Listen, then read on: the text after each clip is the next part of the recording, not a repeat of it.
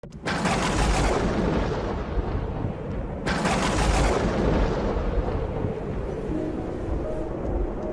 ce temps-là, beaucoup de Juifs étaient venus réconforter Marthe et Marie au sujet de leur frère. Lorsque Marthe apprit l'arrivée de Jésus, elle partit à sa rencontre, tandis que Marie restait assise à la maison. Marthe dit à Jésus, « Seigneur, si tu avais été ici, mon frère ne serait pas mort. Mais maintenant encore, je le sais. Tout ce que tu demanderas à Dieu, Dieu te l'accordera. » Jésus lui dit, « Ton frère ressuscitera. » Marthe reprit, « Je sais qu'il ressuscitera à la résurrection au dernier jour. » Jésus lui dit, « Moi, je suis la résurrection et la vie. Celui qui croit en moi, même s'il meurt, vivra. Quiconque vit et croit en moi ne mourra jamais. Crois-tu cela? » Elle répondit, « Oui, Seigneur, je le crois. Tu es le Christ, le Fils de Dieu. Tu es celui qui vient dans le monde. » Acclamons la parole de Dieu. Aujourd'hui, l'Église célèbre la fête de Sainte Marthe. C'est une sainte qui, pour certains, n'a pas bonne réputation. Parce que Jésus l'a réprimandée une fois. « Marthe, Marthe, tu es inquiète et nerveuse à propos de tant de choses. » Je l'aime personnellement beaucoup. Et j'ai beaucoup de dévotion pour elle. Et aussi, je pense qu'elle devrait être la patronne des mères. Je ne sais pas si Sainte Marthe avait des enfants. Peut-être pas, c'était une famille consacrée. Lazare, Marie et elle, jamais on n'a dit qu'il ait eu des enfants, ou du moins un mari serait apparu. Peut-être les trois étaient célibataires et se sont consacrés personnellement à Dieu. C'était une femme travailleuse, serviable, une personne attentive aux détails, généreuse, peut-être courageuse. Une femme au foyer soucieuse de la sienne, mais qui a généreusement ouvert sa maison aux autres, comme elle a fait avec Jésus et avec tout le monde. Ceux qui l'accompagnaient, qui étaient nombreux, dont certaines femmes, ce qui a peut-être rendu un peu plus compliqué l'accueil de ce grand nombre dans sa maison. Car je ne sais pas si Marthe s'attendait ou ne s'attendait pas à ce qu'il la critique ou non.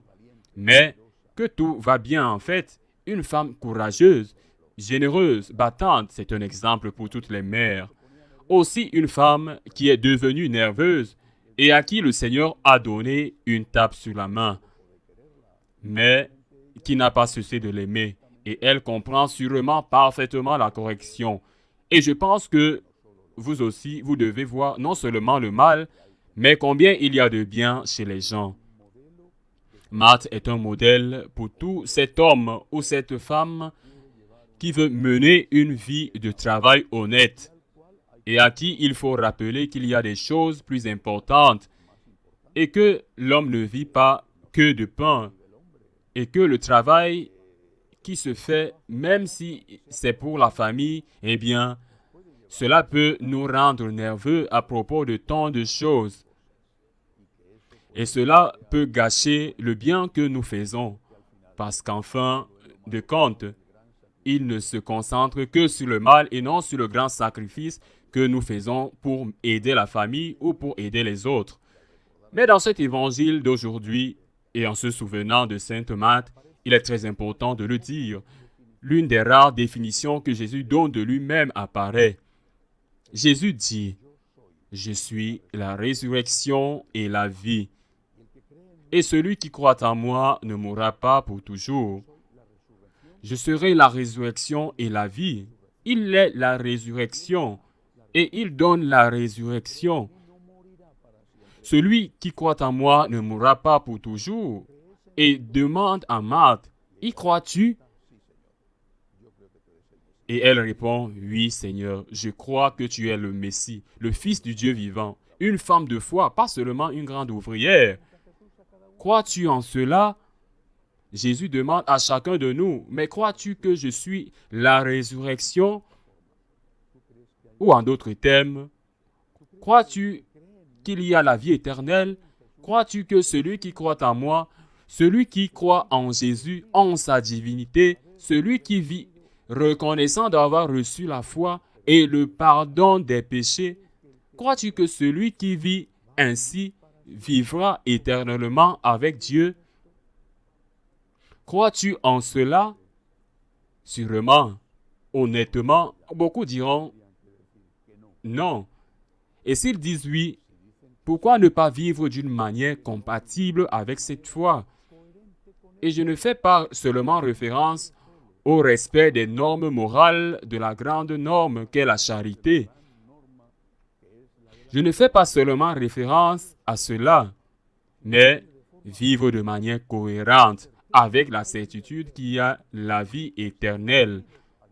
C'est-à-dire être uni à Dieu par la prière, être uni à Dieu par la confession, être uni à Dieu par la communion autant que possible.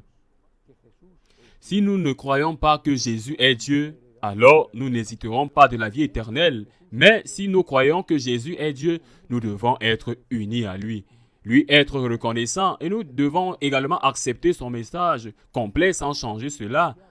Même si ce message est critique avec notre vision de la vie, avec nos intérêts, avec notre convenance. Si nous avons perdu de vue l'existence de la vie éternelle, nous avons supprimé le message le plus important de Jésus-Christ. Le Seigneur nous prépare pour le ciel. Il nous aide à vivre sur terre, mais surtout, il nous prépare pour le ciel. Perdre de vue qu'il y a la vie éternelle, c'est enlever à l'Évangile ce qui nous donne l'espérance. Il y a quelques jours, j'ai vu une phrase dans une banque et ça m'a beaucoup plu.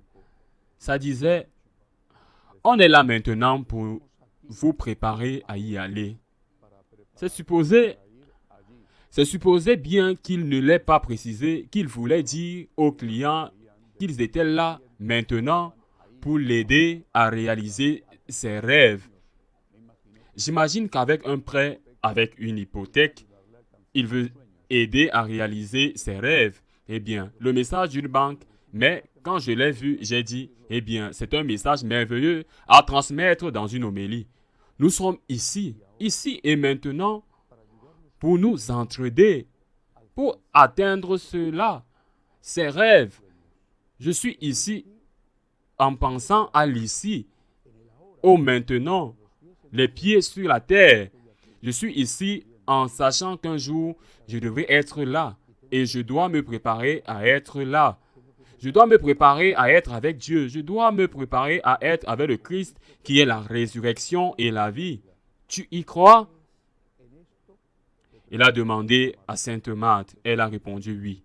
Et toi, crois-tu en cela? Il le demande à chacun de nous. Et si nous répondons oui, il nous dit alors vis selon ta foi. Sois cohérent avec ce que tu crois. Ainsi soit-il.